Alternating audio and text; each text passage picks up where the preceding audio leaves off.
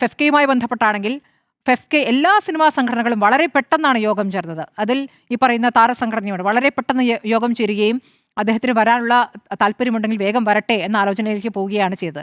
ഇതിൽ ഫെഫ്ക അധികൃതർ അതിൻ്റെ ഭാരവാഹികൾ പറയുന്ന ഒരു കാര്യം പുറത്താക്കുന്നതിലും അതേ വേഗം ഉണ്ടായിരുന്നു എന്നുള്ളതാണ്. അപ്പോൾ കോടതി ഇപ്പോൾ വെറുതെ വിട്ടല്ലോ, കോടതി നിരപരാധിയാണെന്ന് കണ്ടെത്തിയതോടുകൂടി തിരിച്ചു വരേണ്ട സാഹചര്യമുണ്ട് എന്നുള്ളതാണ്. പക്ഷേ അത് സംഘടനയിൽ കൃത്യമായി ആലോചിച്ചിട്ടല്ല, എല്ലാവരുമായി ആലോചിച്ചെടുത്ത തീരുമാനമല്ല എന്ന് പറഞ്ഞുകൊണ്ടാണ് അതിൽ നിന്ന് ഒരു രാജി ഇപ്പോൾ ഭാഗ്യലക്ഷ്മിയുടെ ഭാഗത്തുണ്ടായിരുന്നത്. ഭാഗ്യലക്ഷ്മി അതിൽ ബി ഉണ്ണികൃഷ്ണൻ മാത്രമാണ് കൃത്യമായി പേരെടുത്ത് തന്നെ കുറ്റപ്പെടുത്തുന്നത്. അദ്ദേഹം ഏകപക്ഷീയമായ ചില തീരുമാനങ്ങൾ എടുക്കുന്നു എന്ന് പറയുന്നു.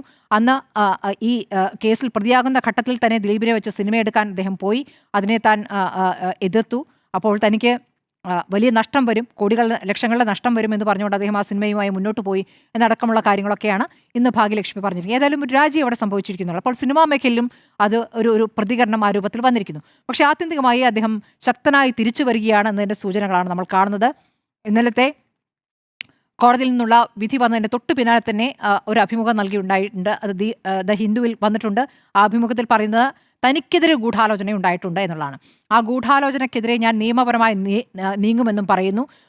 അപ്പോൾ ആ ഗൂഢാലോചന എന്ന് പറയുന്നത് ആരുടെ ഭാഗത്താണ് എന്നുള്ളതാണ് എന്ന് അദ്ദേഹം പറയുന്നതായിട്ടാണല്ലോ നമ്മൾ ഇന്നലത്തെ ആദ്യത്തെ പ്രതികരണം കണ്ടത്. ആ ഗൂഢാലോചന നടത്തിയവർക്കെതിരെ ഞാൻ കേസിന് പോകും, അപ്പോൾ ഞാനാണ് ഇര എന്ന വാദം അദ്ദേഹം പറയുന്നു. SITയുടെ ഗൂഢാലോചന ഉണ്ടായെന്ന് പറയുന്നു. ഇതിൽ ഒരു വേറെ തരത്തിലുള്ള ഗൂഢാലോചന ഉണ്ടായിരുന്നില്ല എന്ന് അന്ന് തന്നെ മുഖ്യമന്ത്രി പറഞ്ഞതല്ലേ എന്നുള്ളതാണ് ചോദിക്കുന്നത്. അന്നത്തെ മുഖ്യമന്ത്രിയുടെ പ്രതികരണത്തെയാണ് ഇപ്പോൾ കോട്ട് ചെയ്യുന്നത്.